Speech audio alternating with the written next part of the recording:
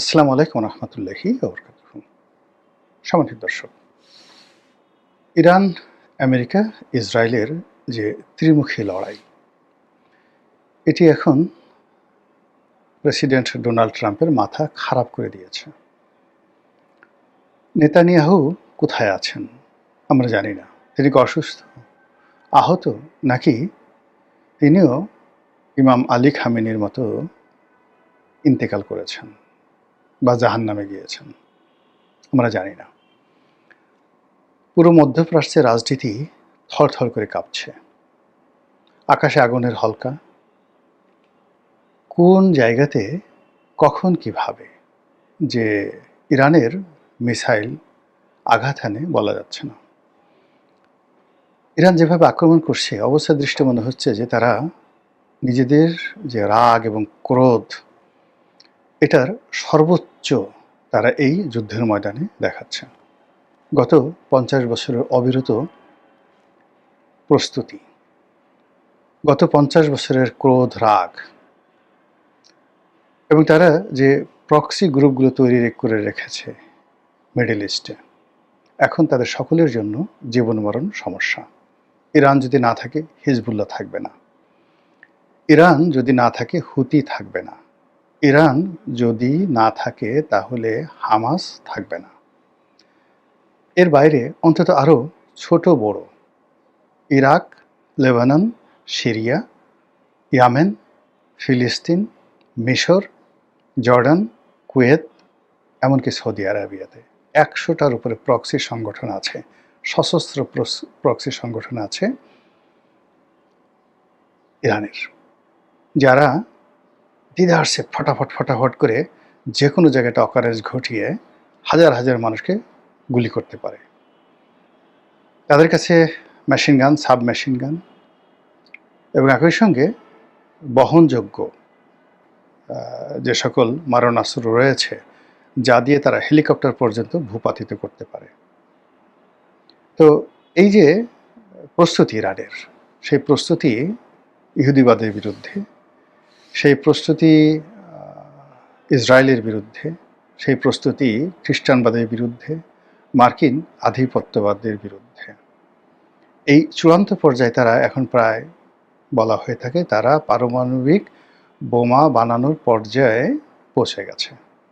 এই যুদ্ধের পরে বেশ কয়েকটি বিস্ফোরণ হয়েছে, পুরো ইরান জুড়ে কম্পন তৈরি হয়েছে। সবাই বলার চেষ্টা করছে যে ইরান হয়তো পরমাণু বোমার বিস্ফোরণ ঘটিয়েছে। ঘটনা যদি সত্য হয়, তাহলে পুরো মধ্যপ্রাচ্যের যে রাজনীতির কোর্স অফ অ্যাকশন, এটি পরিবর্তন হয়ে যাবে। ইরান যে কাজটি করছে, তারা এবার মধ্যপ্রাচ্যের যে আকাশ প্রতিরক্ষা বহু,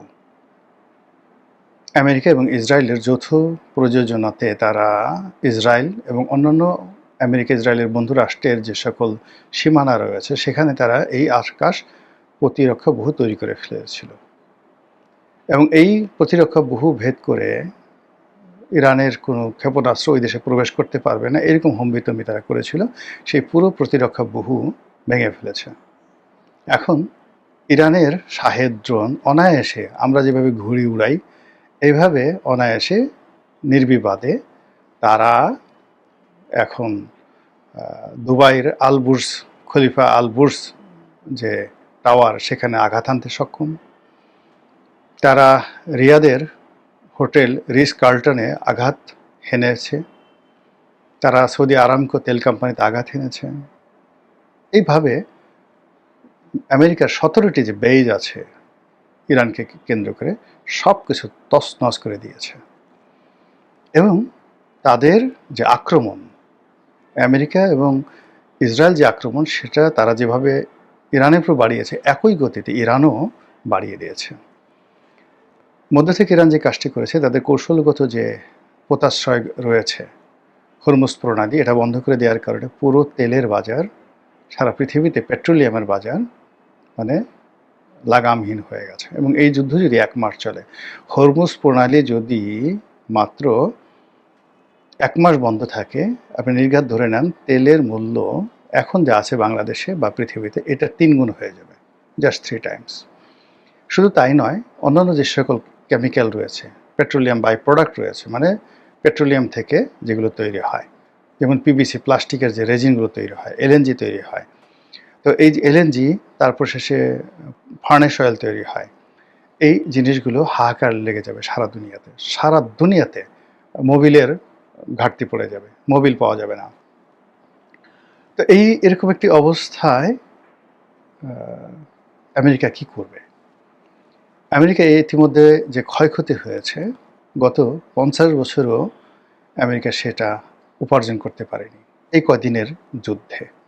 তারা সর্বশক্তি, তাদের যে দাপট, মানে আব্রাহাম লিঙ্কন নামে তাদের যে একটা পারমাণু চালিত যুদ্ধজাহাজ ছিল, এটা আঘাত হেনেছে ইরান, এবং এটা এমনভাবে ক্ষতিগ্রস্ত হয়েছে যে এটি আর সমুদ্রে ভাসিয়ে রাখা যাচ্ছে না। এটি এখন সেখান থেকে ভূমধ্যসাগর থেকে সরিয়ে নিরাপদ জায়গায় আনা হচ্ছে মেরামতের জন্য। তাদের অন্যান্য যে যুদ্ধজাহাজগুলো, সেগুলো কাজ করছে না ঠিক মতো।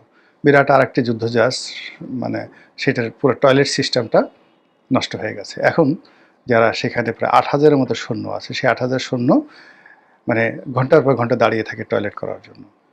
এরকম একটা অবস্থা তৈরি হয়েছে সেখানে।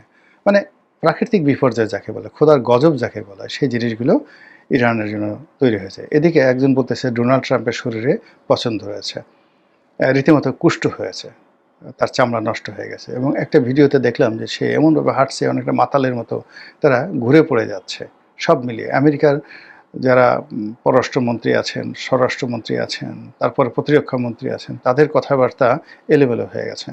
এরা মানে আমেরিকার যারা জনগণ রয়েছেন, তারা এখন ডোনাল্ড ট্রাম্পকে দায়ী করছেন।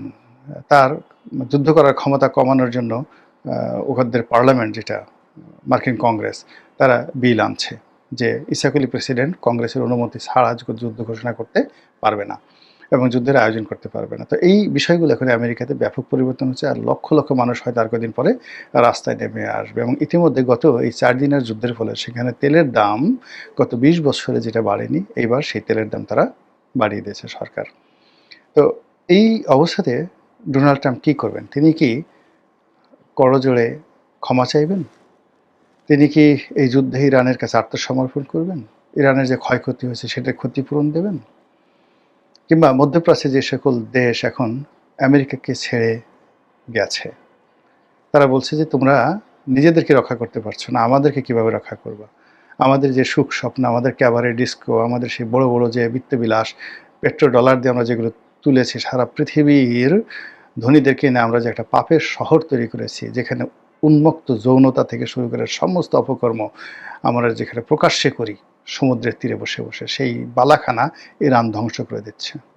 এখন ইরানের এই শাহেদ ড্রোন মনে হচ্ছে আজরাইলের ড্রোন। আমরা যে পৃথিবীতে অপকর্ম করেছি আমেরিকানদের কবলে পড়ে, সেই অপকর্মের শাস্তি আমরা পাচ্ছি। আর তোমাদের সাথে নাই, আমরা এখন ইরানের সাথে আছি। এইভাবে অনেকে রণে ভঙ্গ দেওয়ার চেষ্টা করছে। আবার এই যুদ্ধের ফলে যদি ইরান জিতে যায়, তাহলে মধ্যপ্রাচ্যের দেশগুলো ইরানের আনুগত্য করবে, অথবা তারাও এইভাবে পরমাণু যুদ্ধ শুরু করবে এবং একই সঙ্গে নিজেদের সামরিক ভান্ডার তারা শক্তিশালী করার চেষ্টা করবে। পুরো মধ্যপ্রাচ্য শেষ এই যুদ্ধের ফলে। আর অন্যদিকে ডোনাল্ড ট্রাম্প, মানে সে যদি এই যুদ্ধে পরাজিত হয়, তাকে ক্ষমতা হারাতে হবে, নেতানিয়াহুকে ফাঁসিতে চলতে হবে, কাজেই তারাও কিন্তু মরণ কামড় দেবে। এবং এটি ইতিমধ্যে তারা বলে ফেলেছে যে তারা সেখানে স্থল অভিযান চালাবে, যেভাবে ইরাকে তারা শূন্য সমাবেশ ঘটিয়েছিল। আপনাদের মনে আছে যে তখন প্রায় 4.5 লাখ রিপাবলিকান গার্ড ছিল, দুধর্ষ রিপাবলিকান গার্ড। তো সেই রিপাবলিকান গার্ডদের মোকাবেলা করার জন্য আমেরিকান সৈন্য সেখানে স্থল অভিযান চালিয়েছিল। এই একই স্থল অভিযান তারা ইরানে চালাতে চাচ্ছে। এটা নিয়ে আলোচনা। ইরানে কি স্থল অভিযান চালানো সম্ভব? না, কোনো অবস্থায় চালানো সম্ভব নয়। ইরানের যে অস্ত্র আছে, শস্ত্র আছে, গোলা বারুদ আছে, যে ভূমি আছে, এখানে 10 লাখ কেন 15 লাখ 20 লাখ সৈন্য যদি সমাবেশ করা হয়, ইরানের এই বিশাল ভূখণ্ডে তারা হারিয়ে যাবে, মরুভূমির বালির মধ্যে চাপা পড়ে যাবে। যে পর্বতমালা রয়েছে, জাগ্রেব পর্বতমালা রয়েছে, জাগ্রোস পর্বতমালা রয়েছে, সেই জাগ্রোস পর্বতমালা, সেখানে পৃথিবীর প্রথম ছাগল, মানে যাকে বলা হয় পাহাড়ি ছাগল। আপনি দেখেন ওই যে পাহাড়ে উঠে উঠে লাফায় লাফায় যে পাহাড়ে যে ছাগল ওঠে, সেই ছাগলের আদিভূমি এই জাগ্রোস পর্বতমালা। এবং এখানের অনেকগুলো পর্বতমালা রয়েছে ইস্পাহানের কাছাকাছি, যেখানে অনেক সন্ত্রাসী গ্রুপ 200 বছর 300 বছর, তাদের মধ্যে অ্যাসাসিনেশন একটা গ্রুপ ছিল, 300 বছর পর্যন্ত পুরো পৃথিবীকে তারা ডমিনেট করেছে। ওখান থেকে যারা একটা স্লিপ পাঠাতো যে অমুক রাজদরবারে রাজাকে হত্যা করা হবে, সেই রাজদরবারে কান্নার রোল পড়ে যেত, কিন্তু একমাত্র হালাকু খানি সেই তাদেরকে দমন করতে পেরেছিল। এছাড়া 300 বছর ওই দুর্ভেদ্য পাহাড়ি অঞ্চলে তারা লুকিয়ে থেকে সারা পৃথিবীকে তছনছ করেছে। এটা হলো ইরানের এমন একটা ভৌগোলিক অবস্থান, সেই ভৌগোলিক অবস্থান কারণে সেখানে যারা বসবাস করেন তারা প্রকৃতিগতভাবে ন্যাচারাল যে জাস্টিস তারা পান, ন্যাচারাল প্রোটেকশন তারা পান, সেই প্রোটেকশনের কারণে ইরানের সঙ্গে স্থল যুদ্ধ করা কোনো অবস্থায় সম্ভব নয়। তারা সৈন্য সমাবেশ করতে পারে, তাণ্ডব চালাতে পারে, জাস্ট লাইক আফগানিস্তান। তো আফগানিস্তানের ভূমি যে বৈচিত্র্য, সেই ভূমি বৈচিত্র্যের চাইতে 1,00,000 গুণ বৈচিত্র্য এবং দুর্গম ভূমি হলো পারস্যের ভূমি। তো আফগানিস্তানে যদি আমেরিকার ওই অবস্থা হয়, তা ইরানে কি হবে বুঝতে পারেন ব্যাপারটা। আফগানিস্তান ছোট দেশ, তার সঙ্গে সঙ্গে লোকসংখ্যা